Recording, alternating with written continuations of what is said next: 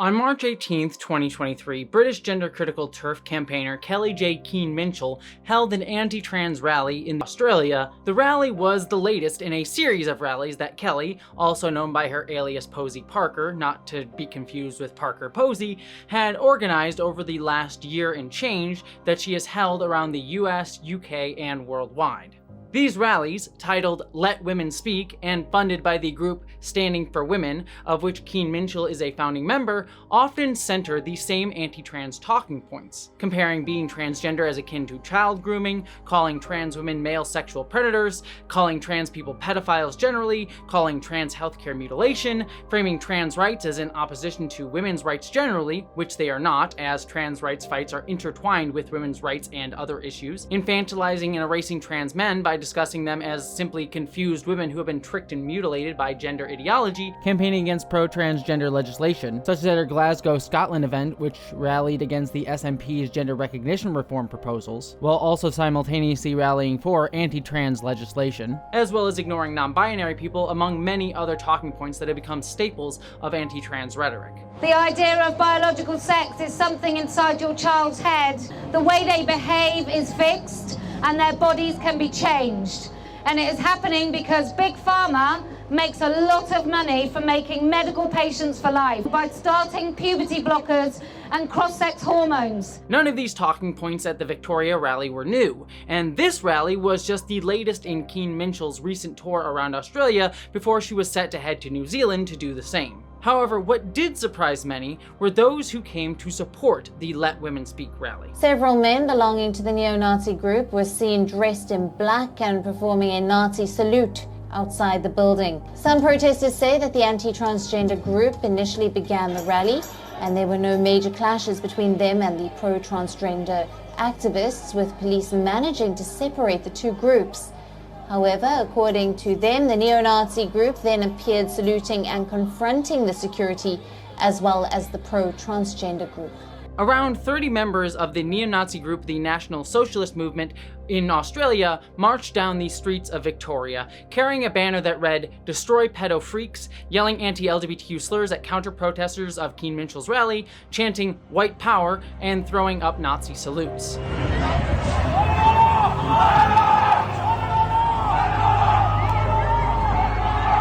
To many, this stark display of fascistic support of a gender-critical TERF rally was absolutely shocking. That this rally and anti-trans rhetoric had galvanized and given confidence to a Nazi group that they could walk openly in the streets, showing their hateful bigotry. Can anyone explain what we saw in Melbourne on the weekend in regards to the Nazi salute, and how is that okay? Matt. Well, I almost can't explain it because I think all of us were really quite shocked, Eric, by what we saw. Many gender-critical TERFs who have supported keen-minshull in the past have attempted to downplay the appearance of these Nazis in support of keen-minshull's rally. For example, J.K. Rowling, who has expressed support for keen-minshull in the past while simultaneously vilifying trans-supportive counter-protesters, retweeted a tweet that stated, "Am I right here? So there were 3 different groups in Melbourne yesterday. The Let Women Speak group, the gender extremist, trans rights activists, and the neo-Nazis. And the gender extremists decided to protest and attack the Let Women Speak group, but they left the neo-Nazis alone?"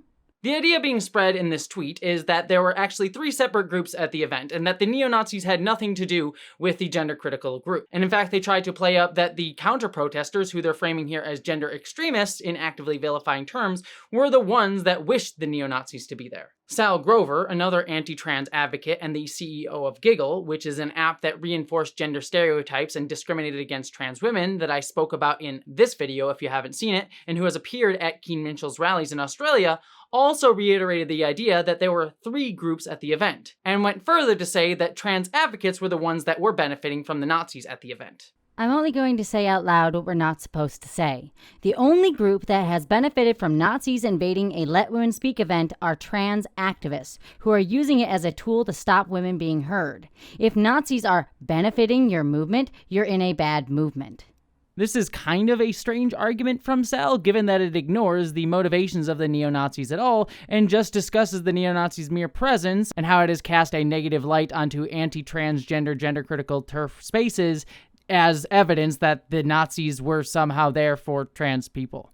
The strength of this argument doesn't really hold up. Sal even shared a photo comparing a group of black-clad people who blocked access to the Emmeline Pankhurst statue at a TERF rally last year, who did so in opposition to the gender-critical TERF rally that was there, saying that these two groups' similar aesthetic showed that the neo-Nazis at the Let Women Speak rally were of the same ilk. However, if you notice, these two pictures do have a distinct difference. As you can see, the one of the group at Keen-Minshull's rally is the one doing the Nazi salute, while the others are not. In fact, the folks counter-protesting the TERF rally were actually from an anti-fascist movement, the express opposition to fascist groups like the neo-Nazis that appeared at Keen-Minshull's rally. And a similar dynamic can be seen in videos at the Australia event. Trans-supportive counter-protesters were yelling at the neo-Nazis, showing active opposition to them, and denouncing them. Meanwhile, Melbourne police were using more force against the trans-supportive protesters, not those attending the rally or the neo-Nazis, and more on that in a little bit. However, there is video and photos of those attending the anti-trans protest going and being supportive of the neo-Nazis, as you can see in this video, most notably with the woman with the anti-trans "keep your dicks out of our bathroom" sign. So this argument doesn't really hold weight. The other argument used to denounce the Nazis by TERFs is that the attendees at the TERF rally were too intimidated by the neo-Nazis to face them.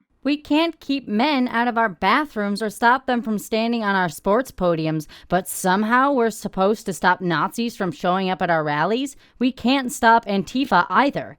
Katie, a man, blames women for the actions of men. Story as old as time. The idea of women being too scared and intimidated by the neo-Nazis, which certainly understandable in some contexts, does seem to be the wrong message if you wish to project the notion of women being able to fight back against the patriarchy and authoritarian systems. I would point out that there have been numerous protests by feminists throughout the years, actual feminist groups, not gender-critical TERFs, that have protested and fought against Nazis.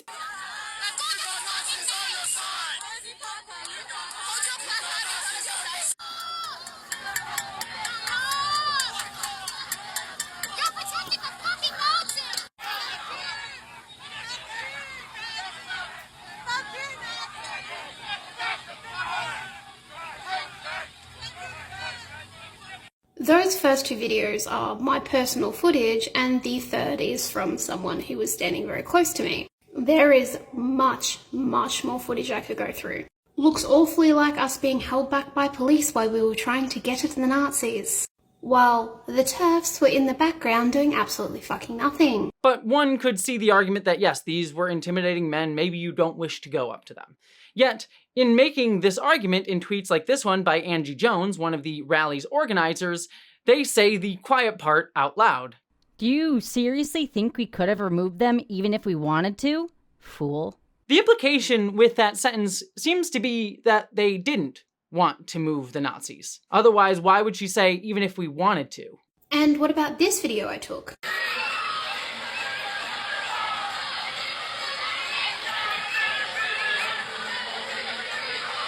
That's the Nazis actively joining the ranks of the TERFs, and the TERFs doing nothing about it. They had unrestricted access to the Nazis, and they outnumbered them. I have other videos on my page where you can see people from the gender critical side patting them on the back, applauding them, shaking their hands.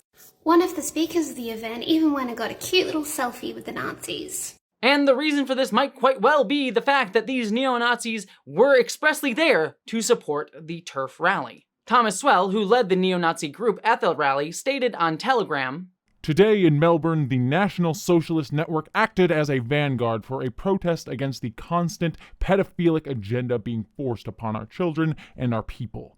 They formed a wall between the feral Antifa freaks intent on violence and destruction and stopped them dead in their tracks. They made their presence known and made their message clear. Pedophiles deserve destruction, and the only solution to this sickness is white evolution. Destroy pedo freaks."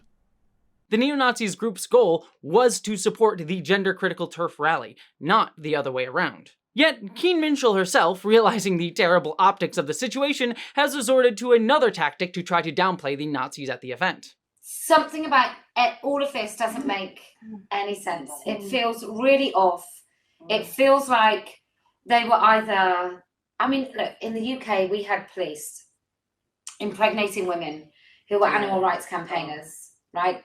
And we had those police infiltrating groups, I don't think it's beyond the wit of anyone to think that that either was TRAs dressed up, or police, or just something was just off. There wasn't enough violence between the two. Keen-minshull, unable to deny the group's relationship to her movement, has resorted to framing it as a psyop conspiracy by trans activists pretending to be neo-Nazis to make her look bad. And this is often a tactic employed by right-wing groups, such as when some, like QAnon or Trump, claim that it was Antifa who stormed the Capitol building of the United States on January 6, 2021, despite numerous pieces of evidence to the contrary, to show that no, it was actually people that were there to try to support President Donald Trump who've been stoking this rhetoric for weeks at that point. We really don't know who is behind this. I guess you could call these, for lack of a better word, Antifa-like tactics. We don't know if Antifa is out there. I saw the beginning of the march and it seemed, pretty non-conspicuous. You're going to see that 99% of this was all peaceful, and a handful of folks, and again, we've got to get to the bottom of who they are, who they're representing, decided to try and kick the doors down. If Antifa was there, we need to root it out and to make sure that that's called out, because it shouldn't be blamed on groups that weren't responsible. I heard those reports, too, about possible Antifa infiltration. There have been reports that there were instigators. All I can tell you is my view is what happened today does not represent the Trump supporters who I've gotten to know. This is often a right-wing tactic to use to sow disinformation and give themselves plausible deniability in the groups that come to support them. However, these neo-Nazis showing up at this rally should not be surprising to anyone who's been paying attention to kellie-jay keen-minshull over the past few years. Keen has repeatedly appeared with far-right groups, such as with Jean-Francois Garepi, who advocates for a white ethno-state, or her appearances on Soldiers of the Christ Online, which is another far-right organization. She's also continually failed to denounce far-right groups and figures, such as UK white nationalist Tommy Robinson. And I raised a question, I sort of said, according to the mainstream media, I'm a hateful bigot. So we have to ask questions of the narratives around people and who they serve. So this isn't saying that Robinson, he's such a bad thing, because his name is like, it is like, if you utter his name without saying how much you hate him, you are basically considered a supporter. So I just said, we're supposed to think this and this and this about Robinson, but people think this about me. So I think we need to question who it serves. Like, why is this insignificant man being given such significance? It doesn't make any sense. He's just like a mousy yob. I don't, why is he able to be blamed for loads of stuff going on? Despite claiming in that clip that she had no idea who Tommy Robinson was, thus she wasn't able to condemn him, she does go on later to expressly talk about things that Robinson has done, showcasing that she has done research on him. And even the most cursory of Google searches into who Tommy Robinson is will reveal that he has quite literally been a member of neo-Nazi groups, among many other direct actions that he's taken. The thing with Tommy Robinson, the reason he is even of any note, is whilst everybody, and I'm sure there was, and in fact I'm assured by women on the ground, there was some work going on the ground in places like Rotherham and Telford, and everywhere that grooming gangs existed. There were women fighting it, right? However, it didn't make it to the mainstream media until massive, great big ruptures. And so what that did, and there was a culture of let's not be racist, so when these, and also these girls are losers and they probably want to be prostitutes at 15.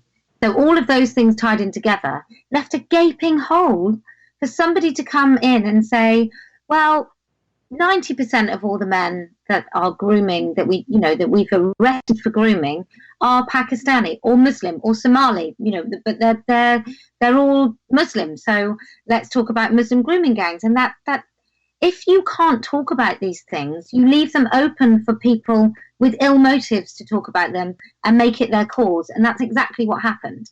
Speaking of Tommy Robinson, though, this is not the first time that fascists have attended Posey's rallies. The far-right group Hearts of Oak that Tommy Robinson founded in 2022 attended Keen-Minshull's rally in Brighton in August 2022. A member of the Proud Boys attended a rally as well. People have also quoted Hitler's Mein Kampf at Minshull's rallies. Do you know the big lie? The big lie was first described by Adolf Hitler in Mein Kampf. And what is the big lie? The big lie is trans women are... Not to mention that violence has been stoked by many of the TERFs at these rallies towards trans-supportive protesters, such as when kellie-jay keen-minshull came to my state where I currently reside in Washington. So the neo-Nazis and violence appearing at Keen-Minshull's Melbourne rally is not a new occurrence, but part of an ongoing pattern. It's hard to deny then that the neo-Nazis weren't there to support her rallies when they aren't an isolated incident. Similarly, though, to her denial here, Keen-Minshull stated that she did not know of these groups' far-right ties, but even if this were true, the fact that this has happened multiple times should have stopped her to think and introspect why there were so many far-right groups that were attracted to her words and platform. Yet, she's continually failed to do so. However, I am not so sure I can give her the benefit of the doubt, given some direct intentional ties between certain far-right groups and organizations that Keen-Minshull works with, which we'll talk about in just a little bit. However, staying on a more personal, relatable level, it is perhaps true, though, that many other gender-critical feminists who look up to Keen-Minshull and respect her words might be willing to give her that benefit of the doubt because they themselves are shocked at this far-right presence at gender-critical events, as exemplified by this essay where a gender-critical TERF tries to wrestle with far-right groups at Keen-Minshull's events, wondering why they are there. However, let's look at why there may be a significant problem rearing its head and why women must discuss it. Live streaming from Keen-Minshull's event was a group called Hearts of Oak. Not many of us have heard of them, but its members were at the front of the inner circle of the rally. It is important that women ask why they were there and what should be done about it. What is attractive about women's work in this area to men like this? This group campaigns on issues of free speech, but also against Islam and with a focus on national identity and patriotism, amongst others. This would place it as a clear successor to the English Defence League, EDL, a nationalist group which has now gone into decline. Keen's current catchphrase is, "I never lose," but many feminist women fear we will collectively lose the women's movement if it becomes a convenient tool of far-right men. On one side of the fence are aggressive men screaming fascist at women who are clearly not. On the other side, skulking in the shadows beneath the banners of women, are men who clearly are. If far-right activists invade the women's movement from the shadows, they will drag it into the shadows of political obscurity. The far-right has always looked for causes with which to gain political traction and remain relevant. With grooming gangs, Robinson managed to claim to be the only one speaking out despite women's activism over years. Any respect women have garnered in this debate over painful years of activism will be thrown away, or possibly stolen, and women will bemoan how fast that happened unless we make ourselves clear on this now. It is not difficult to announce to these men, once and for all, that they are not welcome at women's events. If they turn up, turn them away. Keep your eyes peeled, women. This movement is not for rent to fascist men. This is our opportunity to follow our Olympian weightlifting sisters and say, no, thank you. Have you noticed that our caps have actually got little pictures of skulls on them? I don't, Hands. Are we the baddies? Yet, why has this event of the neo-Nazis showing up at Keen-Minshull's rally so galvanized and shocked many, even many gender-critical TERFs themselves? Part of it, I personally think, was that this rally was one of Keen-Minshull's most significant events. It was at the capital in Australia, a lot of people had attended, thus more attention was drawn to it. The other thing too might be the size of the neo-Nazi group that came in attendance. There were over 30 of them there, and they were quite visible and vocal. However, beyond all of that, I would argue that part of the reason that this was so shocking for many was that these were expressly Nazis. Nazism is the most famous form of fascism, and it's one that most people overtly recognize as fascism when they see it, as it's associated with the most famous fascist group, the Nazis of Germany in the 1940s. We recognize the aesthetics of this type of fascism, such as the Hitler salute, as clearly authoritarian. It's a stark, straightforward version of fascism that all of us will recognize as fascist. In Melbourne, I think across Australia, and indeed wherever that would have been seen around the world, to think that well into the 21st century, well after the Second World War, that we would see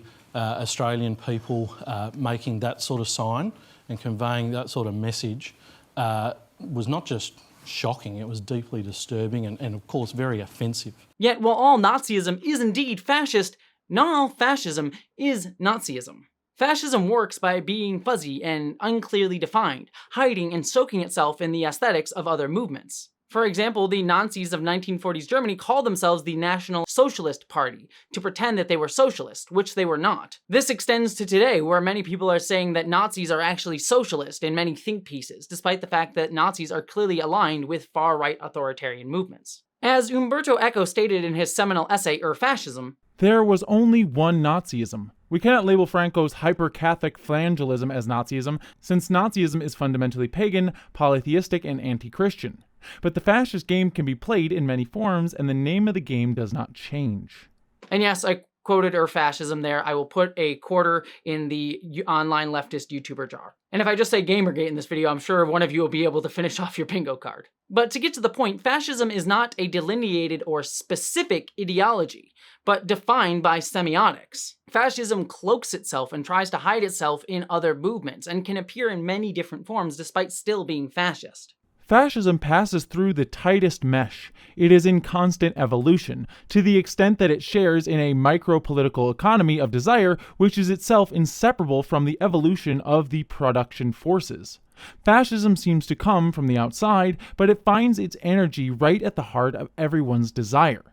Fascism, like desire, is scattered everywhere, in separate bits and pieces within the whole social realm. It crystallizes in one place or another, depending on the relationships to force. And one of the ways we are seeing fascism take hold today is through the language of feminist movements to try to cloak their authoritarianism. The gender-critical TERF movement uses phrases like "let women speak" or "gender-critical" or talk about themselves as feminists, but they are anything but. They use things like selective populism, falsely appealing that they are speaking for all women when they are not.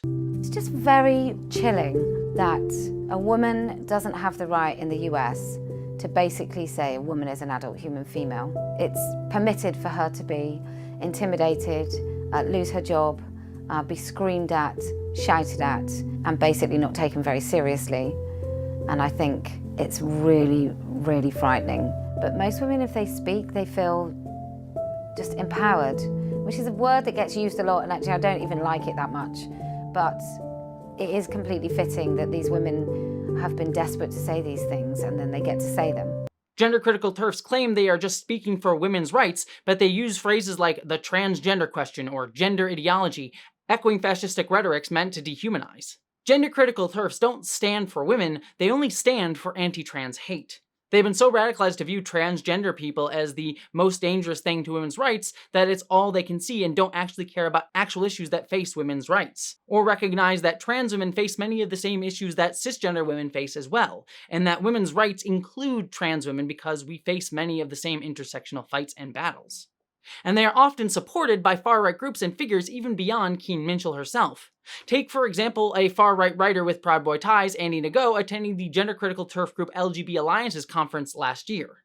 Also, as all of this showcases, the anti-trans bigotry of fascism and TERFs is not an isolated pillar of discrimination, but intersects with many more. The Heart of Oak is a heavily anti-Muslim group. Anti-Semitism also pervades gender-critical TERF groups, from clear examples like artwork that remains similar to anti-Semitic art, or dog whistle phrases like the trans question that is similar to phrases used like the Jewish question, or how many gender-critical movements will talk about the concept of trans people being created and funded by men like George Soros to replace women, which mirrors very similar anti-Semitic rhetorics of globalist Jewish people trying to replace white people. Or we can see racism within TERF movements, such as with their clear white feminism that I showcased in videos like the one I did on Sal Grover, or in very clear and stark ways with TERF protesters clashing with Black Lives Matter protesters. Not to mention the homophobia that is also pervasive in these groups as well. And many far-right and authoritarian groups are wielding these gender-critical and TERF movements to prop up their authoritarianism pushes. The Heritage Foundation, an anti-women's rights and anti-LGBTQ organization, worked with gender-critical TERFs to create and fund conferences putting TERFs front and center, to use them to pretend that they were being feminist and pro-women. My name is Julia Beck. I live in Baltimore City, and I am a lesbian. You might be thinking to yourself, why is a lesbian speaking at the Heritage Foundation? And I ask myself the same thing.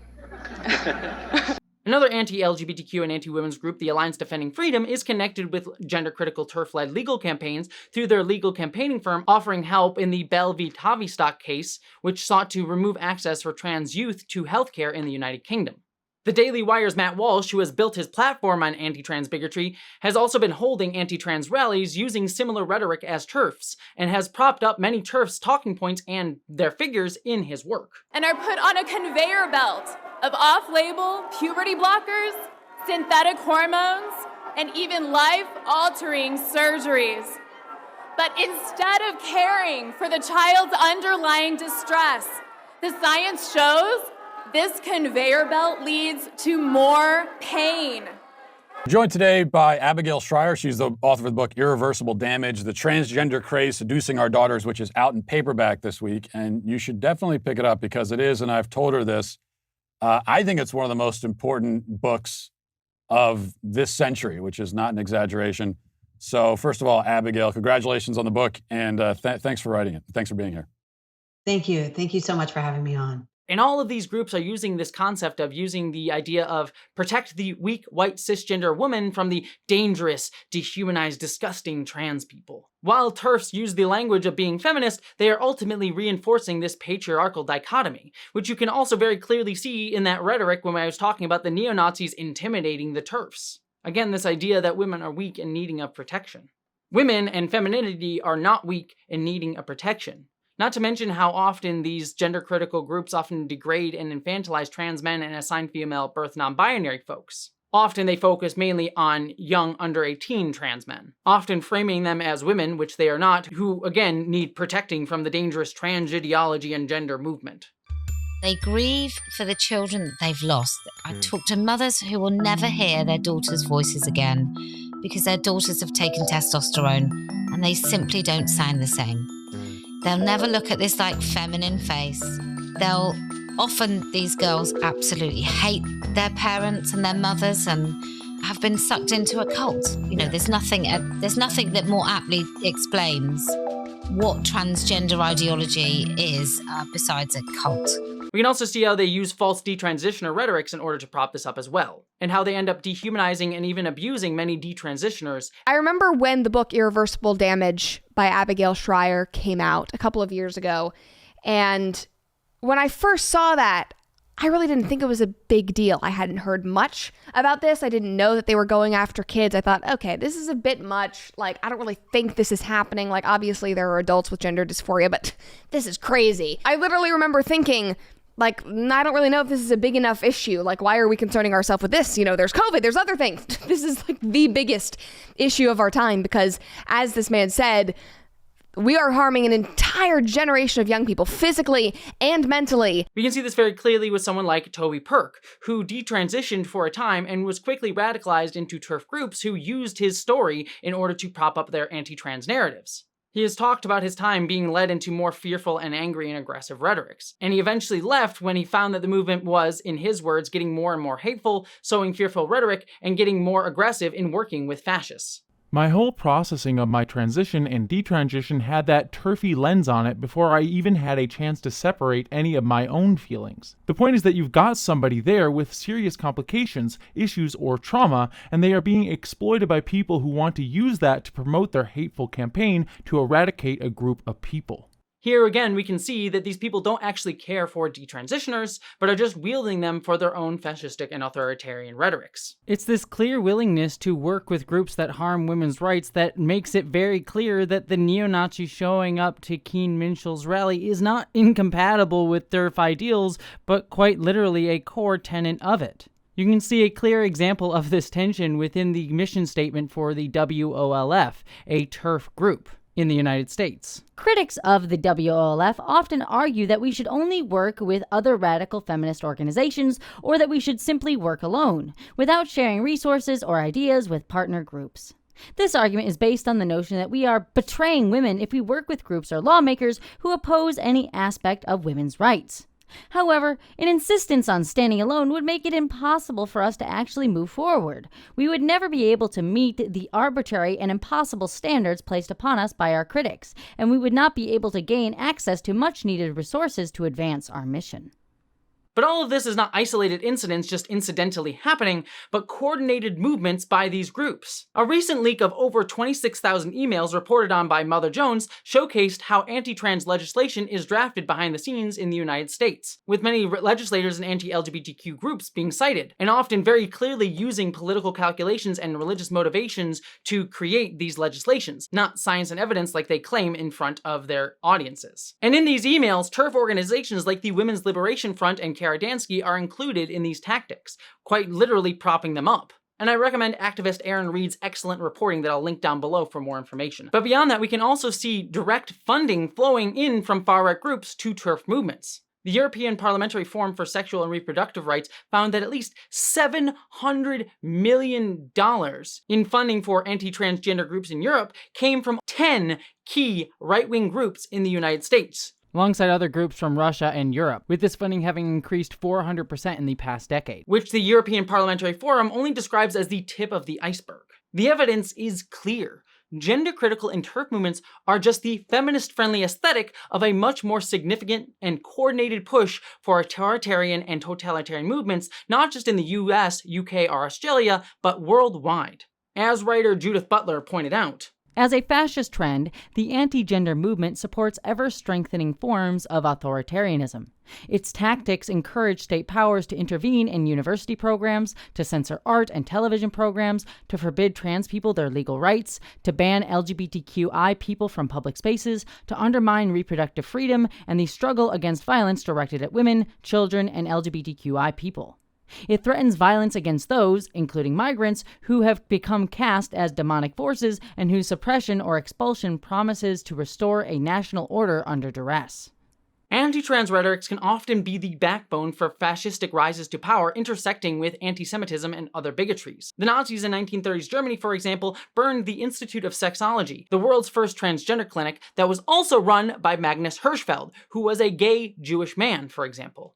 And we are seeing much the same happen today, with authoritarians using anti-trans rhetorics to gain prominence and relevance in far-right movements that galvanize around totalitarianism. Figures like Matt Walsh, Michael Knowles, Donald Trump, Ron DeSantis, and numerous others are trying to gain continuing relevancy by using anti-trans talking points.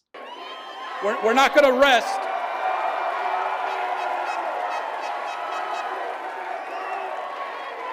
We're not going to rest until every child is protected from this madness. So the other side, they can shout and they can scream and they can call us whatever names they want. None of that will dissuade us because this is a battle of good versus evil. And gender-critical TERFs are being used in that front to gain a foothold and prominence in mainstream discourses in ways that many left-wing groups might seem to think is feminist. Some of the biggest news organizations like the New York Times and the BBC have continually propped up TERF rhetoric, even when it goes against their own journalistic standards, and even apologized publicly to TERFs who espouse these rhetorics, like J.K. Rowling. One thing that may appear to be good in all of this is that kellie-jay keen-minshull is facing public backlash for the neo-Nazis attending her event, even as she tries to downplay it. For example, her visa to New Zealand, where she currently hopes to hold more rallies, is under review as of the time of this filming, and there have been a lot of public backlashes as well. There have even been some inside the gender-critical TERF movement beginning to denounce her. But while that appears good on the surface, this is actually all part of how this system of authoritarianism works. Keen-minshull is expendable, because if she does fall in prominence due to this miscalculation on her part and how visible she was in being willing to showcase her fascism, she will be tossed aside by the movement and they'll just say, oh well, we aren't as bad as her. It's not one bad apple within the gender-critical movement, it's the entire gender-critical movement. We need to not let her be a false catharsis, saying that if we remove her as a leader in the movement, the problem is somehow solved. It's baked into the rhetoric. To be honest with you, I have been facing a lot of accusations of my work from certain groups that I've been making drama videos around folks like Matt Walsh, J.K. Rowling, or Sal Grover. First and foremost, I hope it's, clear why I talk about these figures, because they are deeply hateful.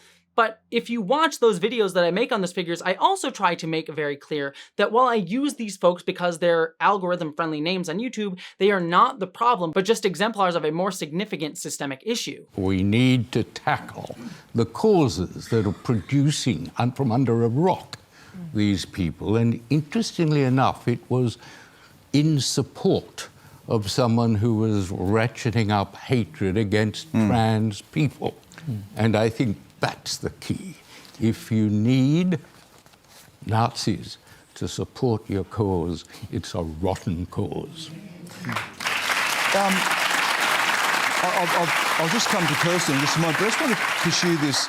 But this is often what our society tries to frame this all as, trying to frame it as issues of individuals, and if we push back against these individuals, it's just drama, it's just the left versus the right, oh, they're just as bad as each other, look at them bickering. It's like, no. These are systemic issues baked into these ideologies that are continuing to grow and try to find roots within different aesthetics in order to gain prominence within spaces that even might try to be publicly trans supportive. It doesn't happen with just feminist rhetorics, it happens in art, for example, like video games. Won't get into that, but many of you probably know what I'm alluding to. And on the notion of individuals within these larger systemic movements, these people have been radicalized by these systemic issues and put there through fear and pain. I did a long video discussion on how TERFs are radicalized, and I'm also doing a video that's hopefully coming in April about other radicalization pipelines as well. These systems create these traumas and fear rhetorics and then funnel these people into places of hate and bigotry. It is not keen-minshull who is the problem, but a system that continually creates women like keen-minshull that is the issue. And the same goes with folks like Matt Walsh or Donald Trump or Ron DeSantis. They are horrible people, but they are exemplars of a larger system that could easily get rid of Matt Walsh or Michael Knowles or Donald Trump and replace them with another person doing the same exact thing, but without all the baggage that we associate with those other folks. We need to fight folks like keen-minshull and others like her, but we need to recognize that the issue is not the problem caused by one person, but how these systems are created to create these sort of antagonistic groups and rhetorics. We are all stronger together, and the sooner we realize that these movements are made to create these false divides, the better. TERFs need to be fought against, but they are a front in a much larger system that they are only pawns in, to make it look like it's cis women versus trans women when it is not. It is about all women, trans or cis, and many others besides coming together to fight back against these systems. Quarter in the jar for how many times I say systems. And here's the point that I want to end on. Everything that I have said in this video, besides some of the more updated specifics around certain events that have happened recently, I said in videos over a year ago. I said exactly where many of these rhetorics would eventually lead to, with folks like the neo-Nazis shouting white power at gender-critical TERF rallies. And I am not saying that because I want to say, I told you so. I wish that I could have been easily proven wrong. I wish I had been wrong. But the reason that I point that out is to say that this was all a natural continuation of this rhetoric. It was all entirely predictable. And I also say that because I need you to listen that when I say this, that this pipeline does not end here. This is not the end point. We need to be very clear and aware and talk openly about what comes next. We're already seeing it happen. Walsh, Trump, Michael Knowles, Ron DeSantis, kellie-jay, keen-minshull, and others gaining further platforms on the right have, on prominent stages, including CPAC, all espoused desires to end transgenderism. If it is false, then for the good of society, and especially for the good of the poor people who have fallen prey to this confusion, transgenderism must be eradicated from public life entirely. The whole preposterous ideology at every level. Quite literally calling for a genocide of trans people. Anti-trans legislations are being passed every single day, forcing trans people to detransition or denying us healthcare that is already working to do just that. People are already being affected, suffering, and in many cases dying as a result of this. And we've seen groups that uphold state and authoritarian power work to use physical violence to push down trans-supportive groups, as you saw the Melbourne police do.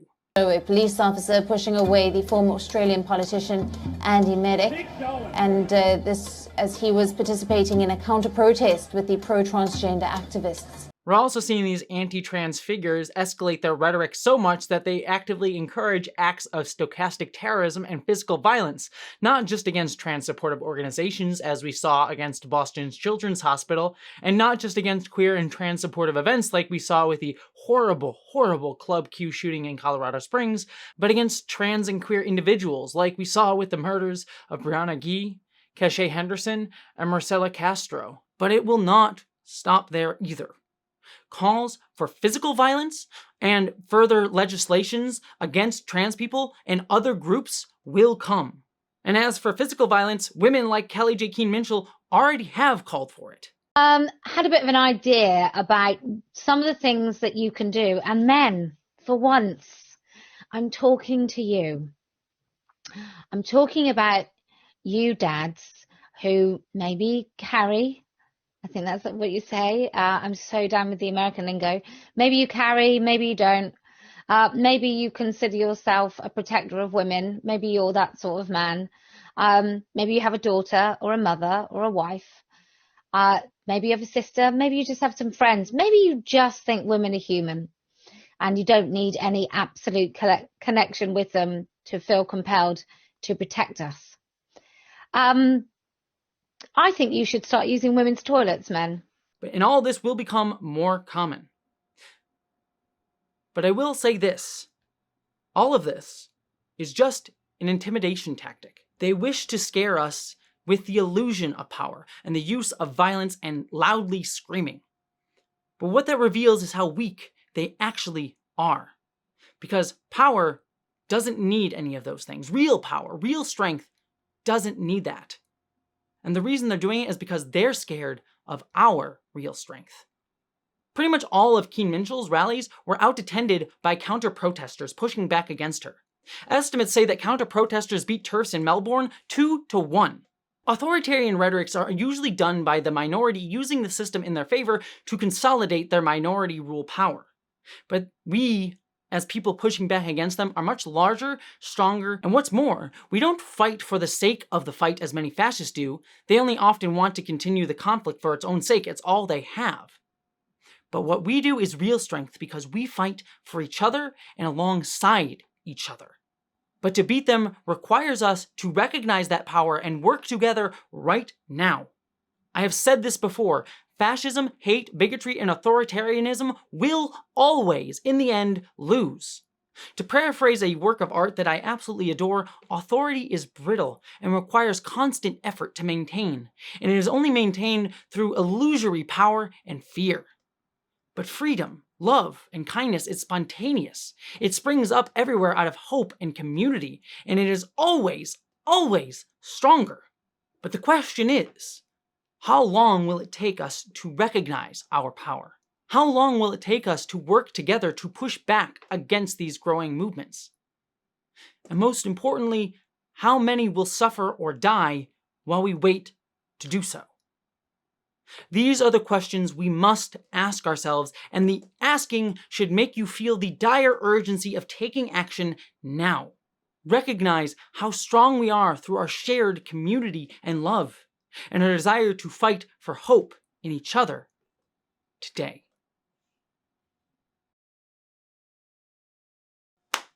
Alrighty, interwebs. This one was clearly a very impassioned and difficult one, so thank you for watching this. I was debating even making this video, or even if I did, I was debating putting it on my secondary channel where I've been doing like more smaller bite-sized content, because I've been trying to keep this channel more focused on larger video essays, but this was one that I just felt really needed to be heard and seen by the biggest audience that I have. So thank you for watching this, and I hope that you are taking care of yourselves amongst this. But also know that we do need to fight back against these rhetorics. On that front though, I will say that while we do need to push back against these groups, showcasing our joy and love and caring for each other and showing constructive love for things that we adore is also an important part of all this. So please, in the comments, if you don't want to talk about fascism or anything like that, share something that you love and that you care about, and that you really means a lot to you down there, because I think we all need to see that and remember that we are here for each other and for things that we love. And on that front, I will also say, I do have a video that is not about anything hateful or awful coming very soon. In fact, later this week for my patrons and up on Nebula is going to be a very comedic, funny video about Star Trek that I hope will be a really fun time. And it will be up next week for everybody, but if you want to get it early, it's going to be on Patreon and Nebula, which are two great ways and places to support me and get yourself cool perks and all that jazz. Engage, engage.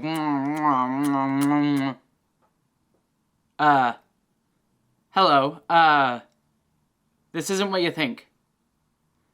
Okay, it's exactly what you think. That's the self-promotion-y bit. But beyond that, I do have larger videos coming in the next few months that I think are going to be talking in much more hopeful and constructive ways, and in ways that sort of push beyond just combating these people, but in ways that are more earnestly trying to showcase what we can fight for and what we can build in the coming months. So I have a video coming next month that is going to be about, like I said, radicalization pipelines through masculinity, and how we can sort of reframe and build a more hopeful view of that from a transgender perspective that I think is very personal to me in a lot of different ways. So be on the lookout for that coming in April after the Star Trek video later this month.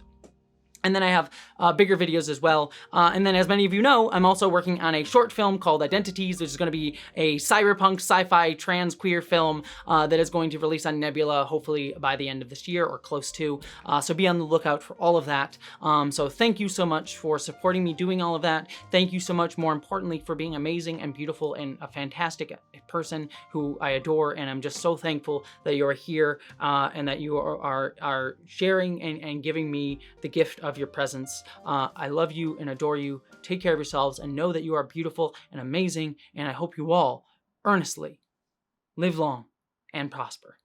Hey you, yeah you cutie patootie nerds.